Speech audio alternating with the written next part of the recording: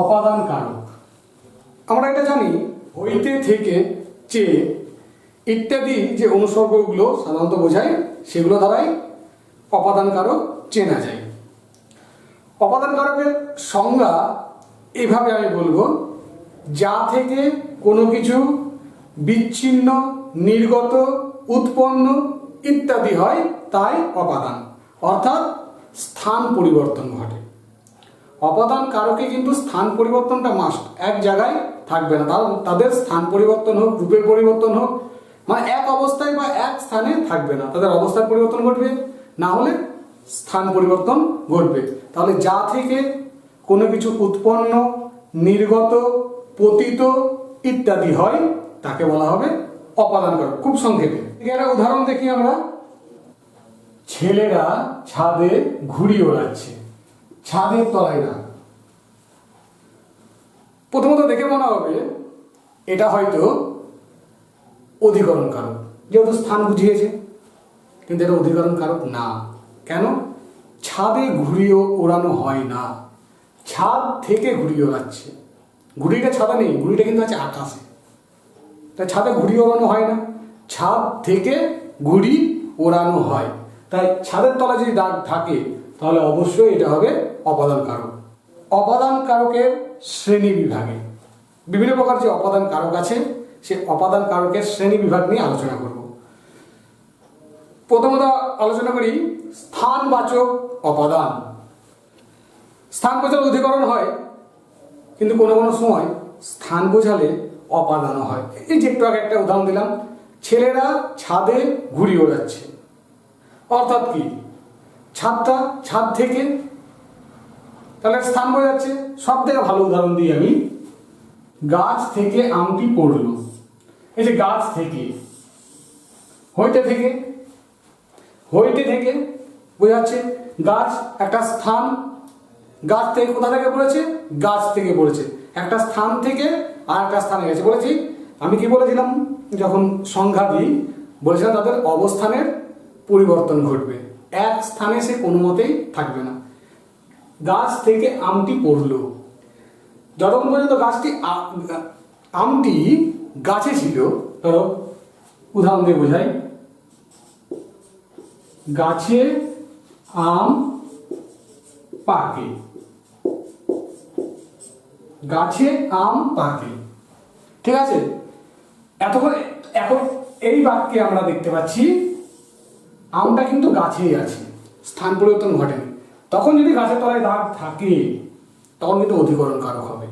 কিন্তু যখনই তার স্থান পরিবর্তন ঘটে যাচ্ছে, ছিল গাছে পড়ে গেছে মাটিতে, তার স্থান পরিবর্তন ঘটে গেছে, তখন কিন্তু গাছের তলায় দাগ থাকলে হবে অপাদান। আর কি ধরনের অপাদান? স্থানবাচক অপাদান, যেহেতু স্থান বোঝাচ্ছে।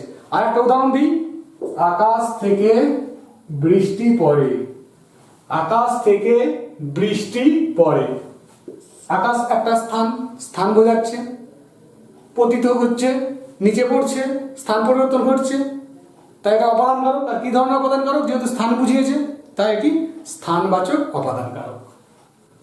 অবস্থানবাচক, স্থান আর অবস্থান পার্থক্যটা কি? স্থান মানে কোনো স্থান দেখতে হবে, আর অবস্থান মানে আমি কোনো স্থানে থাকছি, উপস্থিত থাকছি।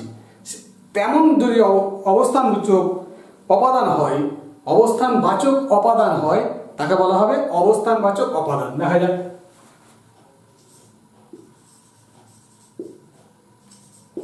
অবস্থানবাচক অপাদান, অবস্থানবাচক অপাদান।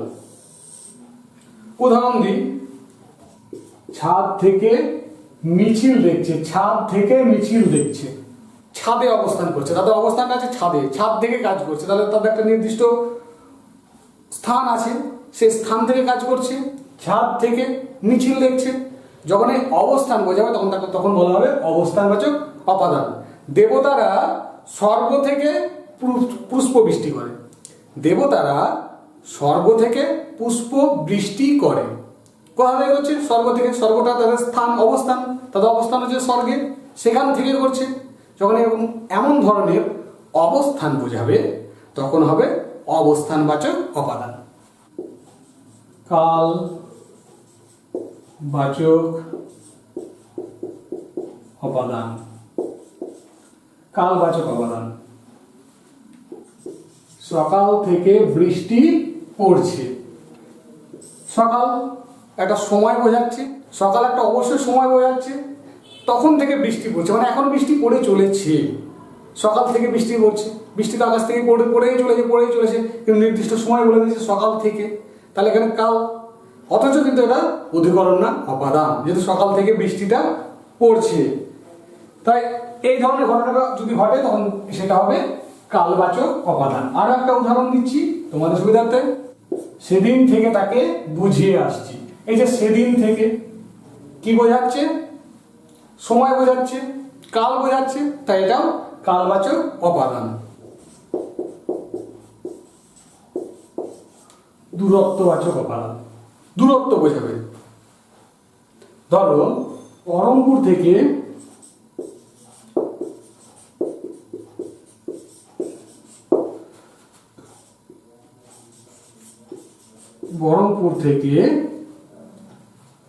ভাকুড়ি 5 কিলোমিটার,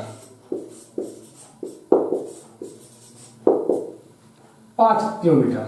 এই বহরমপুর থেকে ভাকুড়ির দূরত্বটা বুঝিয়েছি। এই দুটো স্থানের মধ্যে যখন দূরত্ব বোঝাবে তখন যে ধরনের অপাদান হবে তাকে বলা হবে দূরত্ববাচক অপাদান। সে যেখান থেকে যেখানে দূরত্ব যখনই বোঝাবে তখনই হবে সেটা দূরত্ববাচক অপাদান। এই যেখানে বহরমপুর থেকে ভাকুড়ি এই দুটো জায়গার মধ্যে দূরত্ব বুঝিয়েছে, তাই এটা হবে দূরত্ববাচক অপাদান।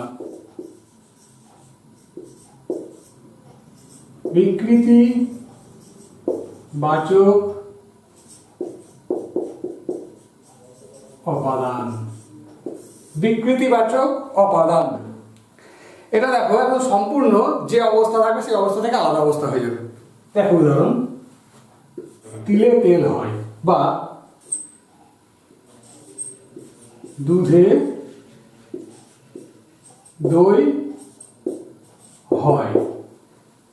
দুধে দেখো ছিল তিল হয়ে গেল তেল, ছিল দুধ হয়ে গেল দই, আর সম্পূর্ণ তাদের একটা অবস্থান কি রূপের পরিবর্তন ঘটে গেল। তিল রূপে ছিল, কঠিন রূপে ছিল, হয়ে গেল তরল, তেল হয়ে গেল। তাহলে তাদের অবস্থানের বিকৃতি ঘটলো, রূপের পরিবর্তন ঘটলো, রূপের বিকৃতি ঘটলো। ছিল দুধ তরল হয়ে গেল দই, তাই না? তারও এখানে তবে কি ঘটনা ঘটেছে? তারও রূপের পরিবর্তন ঘটেছে, বিকৃতি ঘটেছে। এমন যদি ঘটে, রূপের যদি সম্পূর্ণ বিকৃতি ঘটে তখন হবে বিকৃতিবাচক অপাদান, অসমাপিকা ক্রিয়াবাচক অপাদান। অসমাপিকা ক্রিয়া যখন অপাদানের মতো কাজ করবে তখন হবে অসমাপিকাবাচক অপাদান। দেখে একটা উদাহরণ, সত্যি কথা বলতে ভয় কিসে? এই যে কথা, সত্যি কথা বলা থেকে, সত্যি কথা বলা থেকে, সত্যি কথা বলা থেকে ভয় কিসের? হইতে থেকে। অথচ সত্যি কথা বলতে, এই যে বলতে, সত্যি কথা বাদ দাও, সত্যি কথাটুকু এটুকু বাদ দাও, বলতে, এটা সমাপিকা ক্রিয়া না? যেহেতু বলতেটা বাক্যটাকে শেষ করতে পারছে না, তাই এটি অসমাপিকা ক্রিয়া। কিন্তু আবার অপাদান রূপে ব্যবহার হয়েছে সত্যি কথা বলা থেকে, বলতে মানে সত্যি কথা বলা থেকে। তাই অসমাপিকা ক্রিয়া যখন অপাদান রূপে কাজ করবে তখন তাকে বলা হবে অসমাপিকা ক্রিয়ারূপী অপাদান। তারতম্যবাচক অপাদান, তারতম্যবাচক অপাদান এটা সবসময় তুলনা বোঝায়, একের সঙ্গে আরেকের তুলনা বোঝায়। হ্যাঁ, যেমন তেমন, যে সে, যেমন দেখো যদুর চেয়ে মধু বড়, যদুর আর মধুর সঙ্গে তুলনা করা হয়েছে। এই যদুর থেকে মধু বড় সবসময় তুলনা বোঝায়, তাই তারও এবং তম্য বোঝাবে, তুলনা বোঝাবে। ঠিক আছে?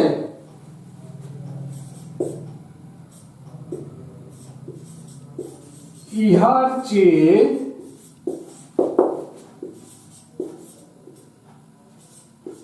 হতেম যদি আরব বেদুইন, এই যে ইহার চেয়ে, হতেম যদি আর, ইহার সঙ্গে বেদুইনের তারতম্য বা তুলনা করা হয়েছে, তাই এটাকে বলা হচ্ছে তারতম্যবাচক অপাদান। অপাদান কারকের আর শ্রেণী বিভাগ নেই, এই কয়েকটা শ্রেণী বিভাগ আলোচনা করলে হয়ে যাবে, আর বিশেষ গুরুত্ব দিয়ে আলোচনা করার দরকার নেই। এবার চলে আসবো আমরা অধিকরণ কারকে। কর্তা যে স্থানে ক্রিয়া সম্পাদন করে সেই স্থান থেকে বলা হয় অধিকরণ কারক। অধিকরণ কারকের শ্রেণী বিভাগ নিয়ে আলোচনা করি, তাও কারকটাও আমরা বুঝতে পারবো এবং কিভাবে ক্রিয়া স্থান কিভাবে অধিকরণ হচ্ছে সেটা আমরা বুঝে যাবো। দেখি, প্রথমে আলোচনা করি তাহলে স্থানাধিকরণ। স্থানাধিকরণ, স্থানাধিকরণ, স্থান অধিকরণ হবে। আমি বহরমপুরে থাকি, এই যে বহরমপুর একটা স্থান, থাকা কাজটা বহরমপুরে সম্পন্ন করছি আমি, তাহলে এখানে স্থান বোঝাচ্ছে। কোথায় থাকি? বহরমপুরে থাকি, তাই এটা হবে স্থানাধিকরণ। স্থান বুঝিয়েছে, ক্রিয়া সেই স্থানে কাজ করছে, তাই এটাকে বলা হবে স্থানাধিকরণ। সেই স্থান থেকে করছে না, অপাদানের সঙ্গে পার্থক্যটা মনে রাখতে হবে। অপাদানে বলেছিলাম সেই স্থান থেকে কোনো কাজ করবে, কিন্তু এখানে সেই স্থানেই কাজ করছে। আর একটা উদাহরণ দিয়ে বুঝিয়ে দিই অপাদানের সঙ্গে পার্থক্য, তাহলে তোমরা ভালো বুঝতে পারবে। এই একটা বাক্য, এখানে নদীতে দাগ, আর একটা বাক্য লিখছি দেখো, আমি নদীতে স্নান করছি। এখানেও নদীতে তলায় দাগ, দুটোতেই কিন্তু নদীতে আছে, দুটোতেই নদীতে ক্রিয়া সম্পন্ন হচ্ছে। আমি নদীতে মাছ ধরছি, দ্বিতীয়টা কি? আমি নদীতে স্নান করছি। কিন্তু দুটোর মধ্যে পার্থক্য আছে, এই পার্থক্যটাই ধরতে হবে। প্রথম যে উদাহরণ, আমি নদীতে মাছ ধরছি, এই উদাহরণে নদী থেকে মাছ ধরছি। নদীতে মাছ ধরা মানে হচ্ছে নদীর থেকে মাছ ধরা হয়। নদীতে মাছ ধরতে পারি না আমরা, নদীর থেকে মাছ ধরি। মাছটা থাকে নদীতে, ধরা হয়ে গেলে চলে আসে আমাদের হাতে, স্থান পরিবর্তন ঘটে, নদীর থেকে মাছ ধরা হয়। দ্বিতীয় উদাহরণে আমি নদীতে স্নান করছি, স্নান কিন্তু আমরা নদীতেই করি, তাই দ্বিতীয়টা হবে অধিকরণ, প্রথমটা হবে অপাদান। ধরো আর একটা উদাহরণ দিলাম, আমি কলকাতা যাচ্ছি। কলকাতা তলায় দাগ, সবাই ভাববে কলকাতা নিশ্চিন্তে স্থান বুঝিয়েছে, স্থানাধিকরণ, কিন্তু না, কলকাতা কিন্তু স্থানাধিকরণ হবে না। কেন হবে না? আমি কলকাতা যাচ্ছি মানে কলকাতার উদ্দেশ্যে যাচ্ছি, তখন হয়ে যাবে সেটা নিমিত্ত কারক।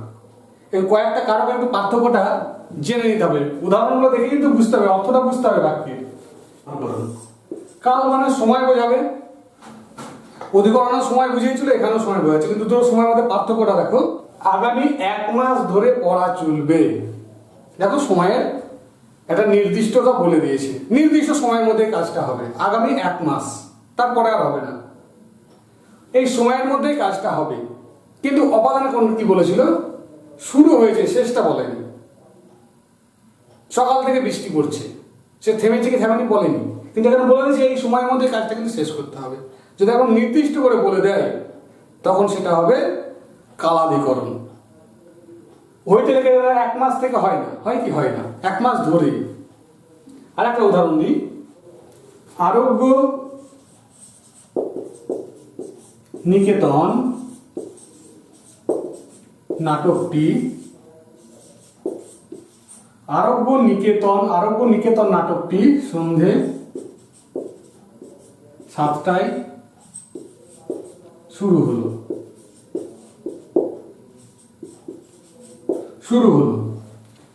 নির্দিষ্ট সময় শুরু হয়ে গেছে, শুরু হওয়া কাজ কিন্তু শেষ হয়ে গেছে, তাই না? নির্দিষ্ট সময়ে আরোগ্য নিকেতন নাটকটি সন্ধে 7টায় শুরু হয়ে গেছে, সন্ধে 7টা নির্দিষ্ট সময়ে শুরু হয়ে গেছে, তার মানে কাজ শেষ হয়ে গেছে। শুরু হওয়া কাজটা শেষ নির্দিষ্ট সময়ের মধ্যে, তাই এমন যদি বোঝায় তখন হবে কালাধিকরণ। বিষয়াধিকরণ, যখন কোনো বিষয় অধিকরণ রূপ লাভ করে বা অধিকরণে কাজ করে, কোনো বিষয় নির্দিষ্ট কাজ করে, বিষয় বিষয় যখন কাজ করে, বিষয় যখন স্থান হিসাবে ব্যবহৃত হয়, তখন সেটা হবে বিষয় অধিকরণ। উদাহরণ দেখি আমরা, ছেলেটি অঙ্কে কাঁচা। অঙ্ক একটি বিষয়। কোথায় কাঁচা? অঙ্কে কাঁচা। কিসে কাঁচা হয় না, কোথায় কাঁচা? অঙ্কে কাঁচা। অঙ্ক একটি বিষয়, অর্থাৎ যেখানে অধিকরণ, তাই বিষয় অধিকরণ হবে। বিষয় যখন অধিকরণে কাজ করছে তখন সেটা হয়ে যাবে বিষয় অধিকরণ। আর একটা দেখি,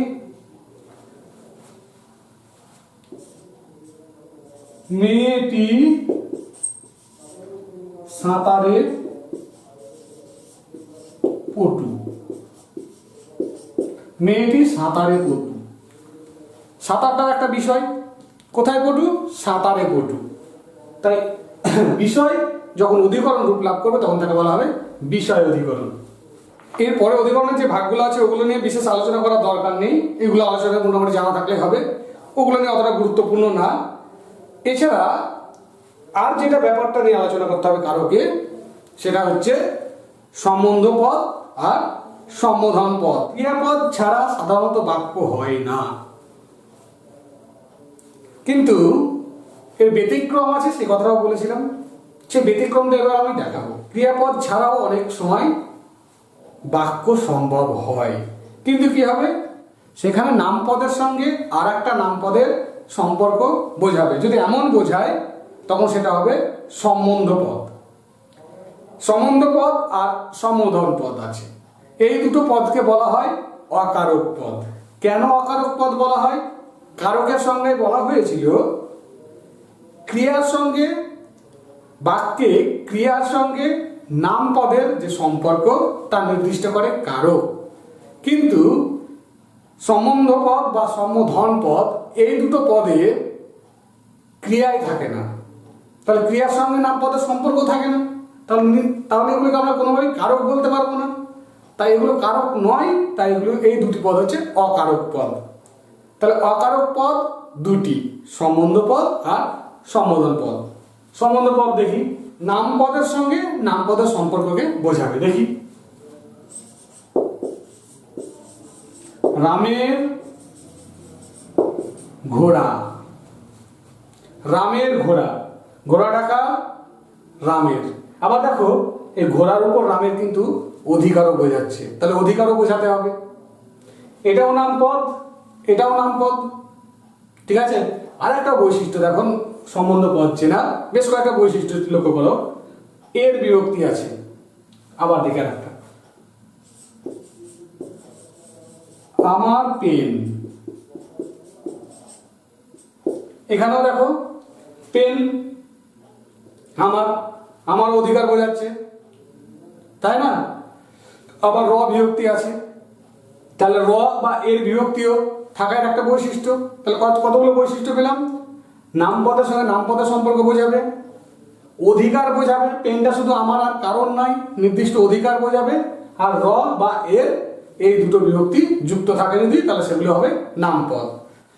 এই সম্বন্ধ পদের বেশ কয়েকটি পদের সঙ্গে সম্বন্ধ বোঝায়, যেমন ধরো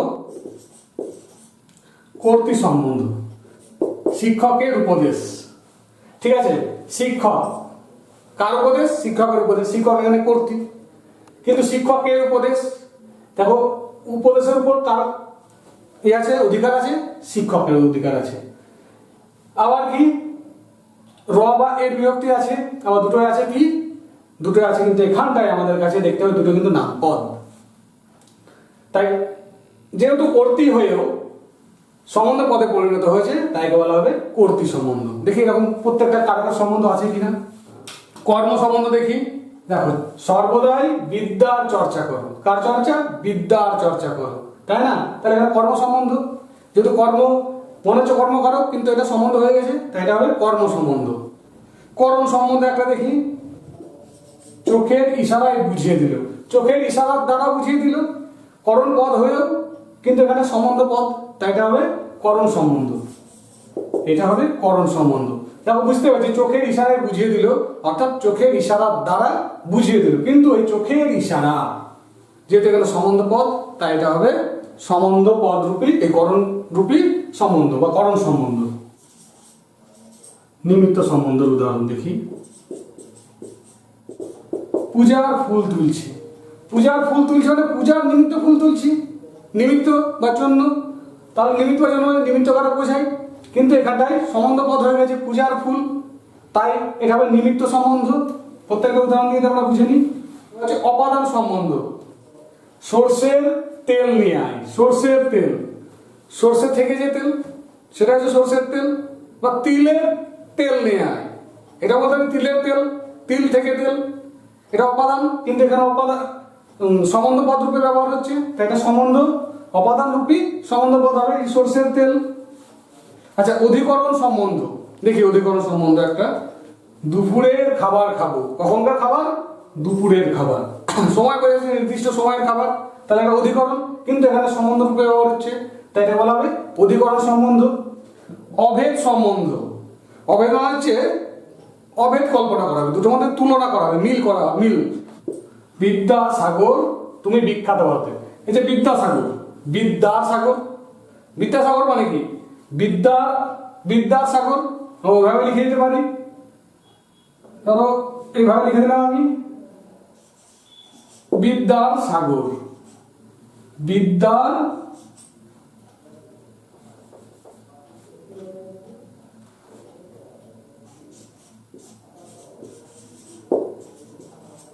বিদ্যাসাগর, বিদ্যাসাগর। এই সাগরের সঙ্গে বিদ্যা কি তুলনা করা হয়েছে? অভেদ কল্পনা করা হয়েছে, দুটোর মধ্যে কোনো ভেদ নাই।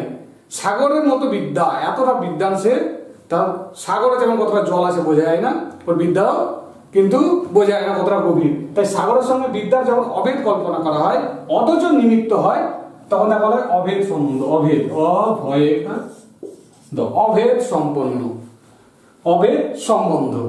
যেহেতু অভেদ কল্পনা করা হয়েছে, অথচ দুজনের মধ্যে সম্বন্ধ আছে, কি সম্বন্ধ পদ আছে। আর একটা আছে বিশেষণ সম্বন্ধ। হাসির রাজা। এই যে হাসির রাজা, কিসের রাজা? হাসির রাজা। হাসিটা বিশেষণ, বিশেষ্যকে বিশেষিত করছে, তাই হাসির রাজা বিশেষণ। অথচ বিশেষণ হয়েও দেখো এখানে সম্বন্ধ পদের কাজ করছে, তাই এটা বিশেষণ সম্বন্ধ বা বিশেষণ রূপী সম্বন্ধ পদ। উপাদান সম্বন্ধ। সোনার আংটি নেব, মাটির ভাঁড়ে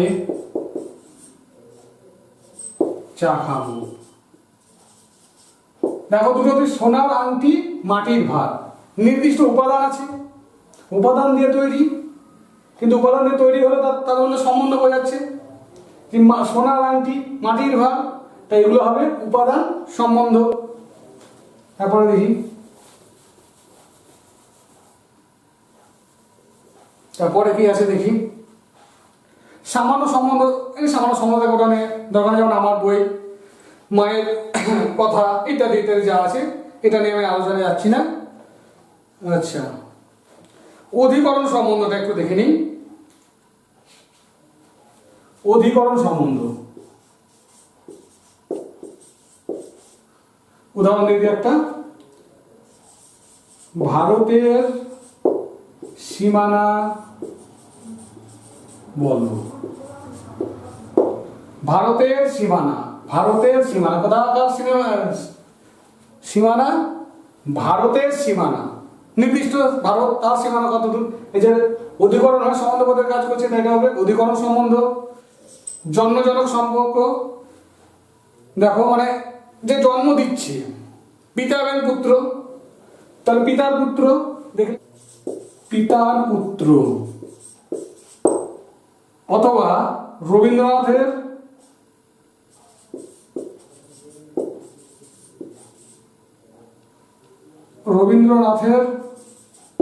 কবিতা। দেখো পুর করেছে, সরি এটা পুত্র হবে, পিতার পুত্র, পুত্রের বাবা, পিতা জন্ম দিয়েছে। আবার রবীন্দ্রনাথের কবিতা, কবিতাটা জন্মদাতা রবীন্দ্রনাথ, এরকম যদি সম্পর্ক বোঝায়, পিতা অথবা জন্মদাতা আর যে জন্ম নিয়েছে সে, তাদের এই দুজনকে যদি বোঝায়, তখন তাকে বলা হবে জন্মজনক সম্বন্ধ। এরপর অনেক সম্বন্ধ আছে, নিমিত্ত সম্বন্ধে শুধু উদাহরণগুলো বলে দিচ্ছি, ডিটেলস আলোচনা করলে তো শেষ করতে পারবো না সব কিছু, তোমাদের সময় একই কম আছে, একটু আমি বলে দিই, দেখে নাও। যোগ্যতা সম্বন্ধ একটা আছে, বাপের বেটা, আর বলি বাপের বেটা, অর্থাৎ বাপের বেটা মানে কি, তার বাপের বেটা বলতে সে বেশ যোগ্য, তার মধ্যে ক্ষমতাবান, তার যোগ্যতাটা বোঝাচ্ছে, তবে বাপের বেটা বলে।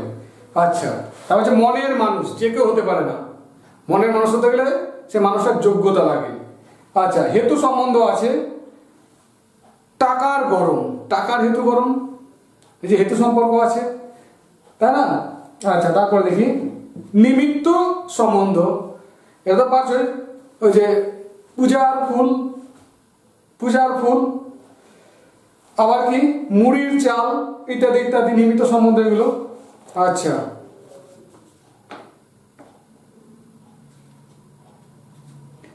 তারপরে আর এগুলো ব্যক্তি সম্বন্ধে একটা দেখে নাও, ব্যক্তি সম্বন্ধটা একটু বলে দিই।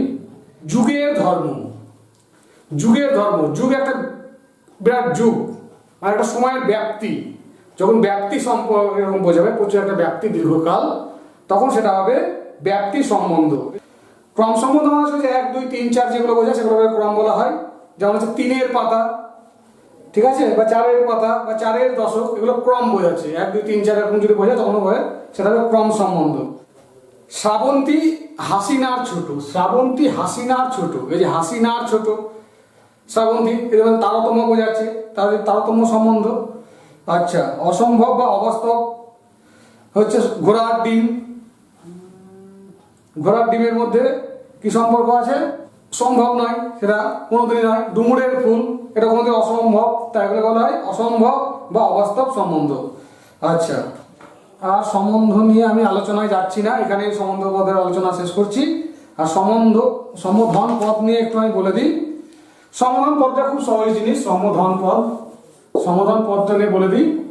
আমরা কাউকে ডাকার সময়, কথা বলার সময় কিছু না মানে কোনো কিছু বলে তাকে হয়তো সম্বোধন করি, কেউ ডাকার সময় বাবা হোক, কাকা হোক, ওই হোক, কিছু না কিছু বলে তাদেরকে ডাকি। যে সমস্ত পদ দিয়ে আমরা সম্বোধন করি সে সমস্ত পদকে বলা হয় সম্বোধন পদ। যেমন ওহে, ওরে, বাবা, কাকা, মা ইত্যাদি ইত্যাদি যে সমস্ত পদ আছে তাকে বলা হবে সম্বোধন পদ।